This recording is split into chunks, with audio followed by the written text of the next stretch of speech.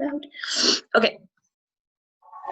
So what we are doing today, I sent you a whole bunch of emails or announcements already, so you should be pretty straightforward on what we're doing. But for today, we're doing exercise 7.4, which is epidemiologic simulation, as well as 213, which is the efficacy of chemical germicides in the different dilution tests. So what we're going to do is I sent you this table. So these are just some simulated results if you want to use them. Okay. So if you go to the lab and look at page,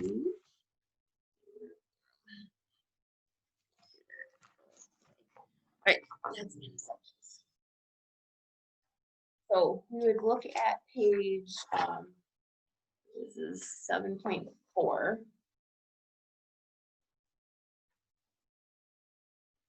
So this is page 465.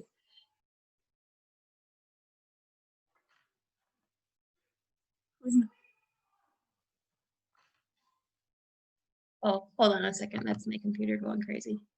Hold on.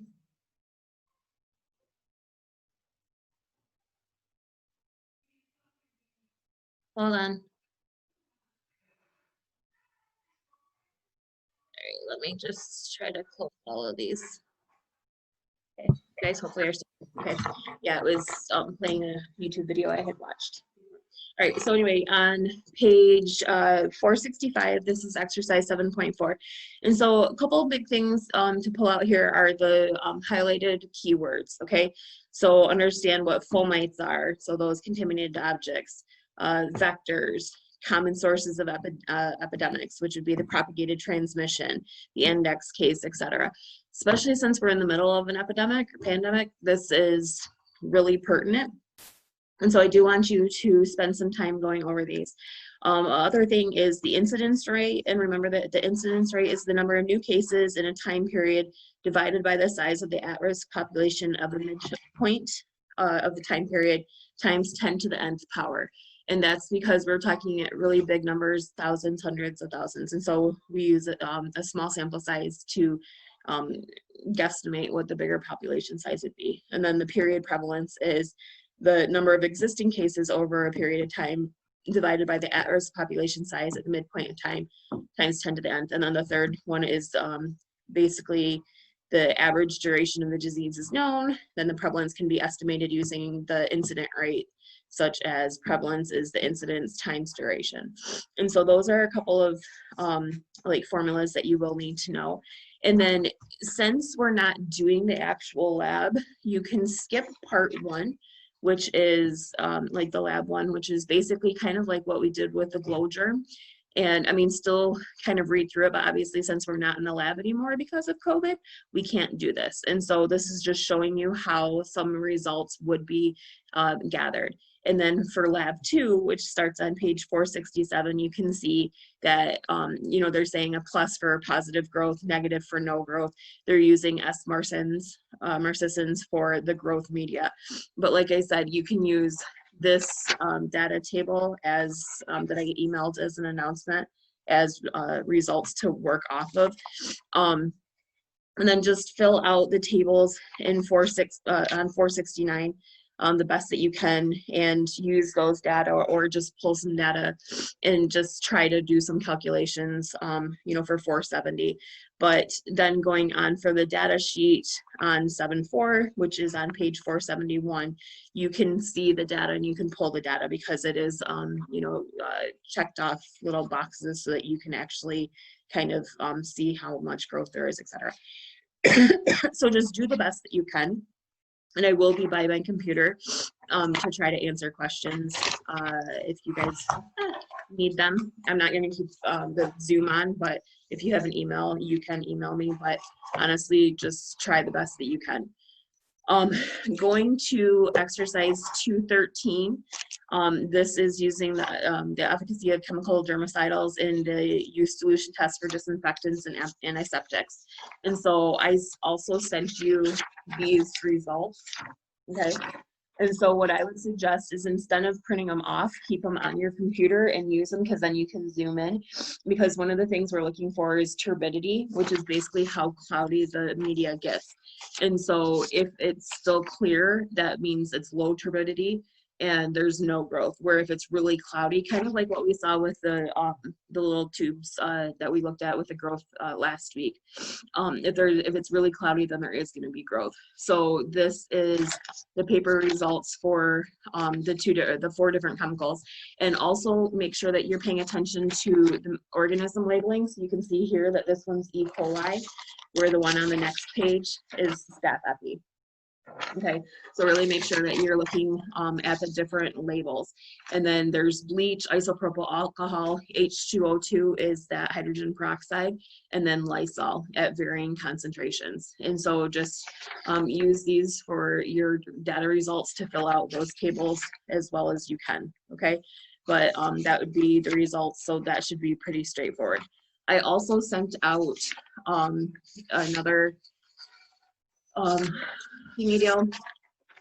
So some of you guys did get a chance to do 1, 2 from last week. So this would be the results, because I know that some of you guys did plates last week and you would have interpreted them this week, but just so, because we can't be in lab anymore because of COVID, these are results that you can put in your notebook or use these. So again, this was exercise 1, 2. And this is using the different hand sanitizers. And so before and after, you can see that betadine is this one, which is the surgical scrub. So it's actually really good that after there's not a lot of growth, where the before treatment there is growth. This one is chlorhexidine, kind of the same thing. So before, without any treatment, there you have a lot of microbes that grow, but after we don't have a lot. This one, the Purell, it was kind of interesting, because it did a pretty good thing. So again, this is before and after. So you can see Purell is pretty good at reducing the microbial growth. But this one on the bottom, this one was the natural hand sanitizer. As you can see, that really didn't have that much of an effect. And so those are some representative results that you can use to fill out exercise 1, 2. The other part of that one was exercise 7, 2. And this was when we were looking at the different discs.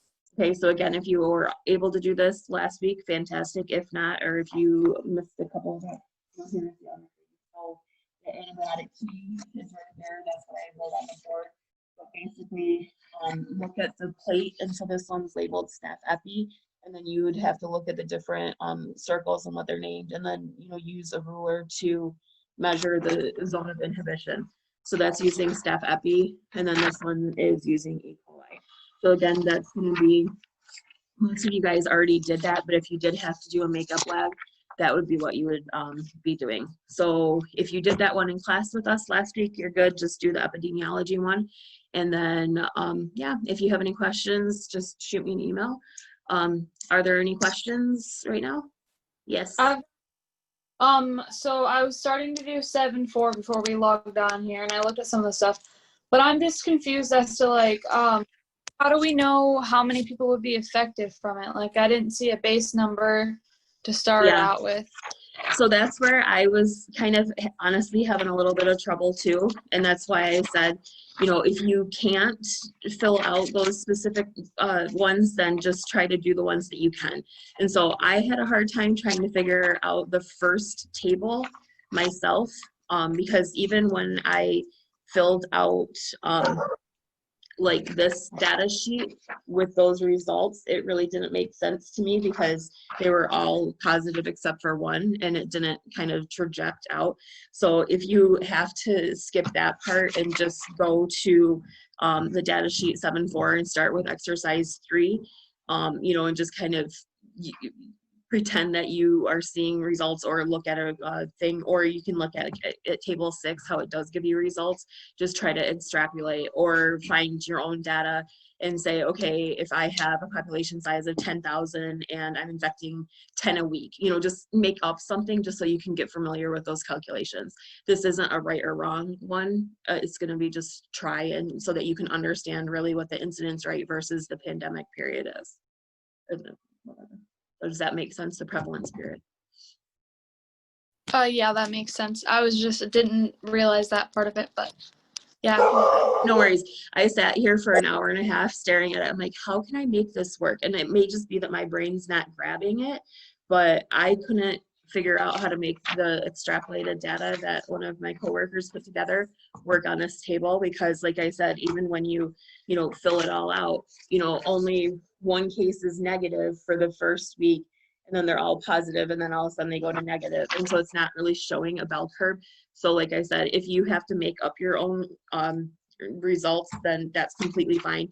Just do practice with those, the incidence rate formula and the prevalence rate period or rate formula, and just kind of get familiar with both of them and toss around a couple of numbers.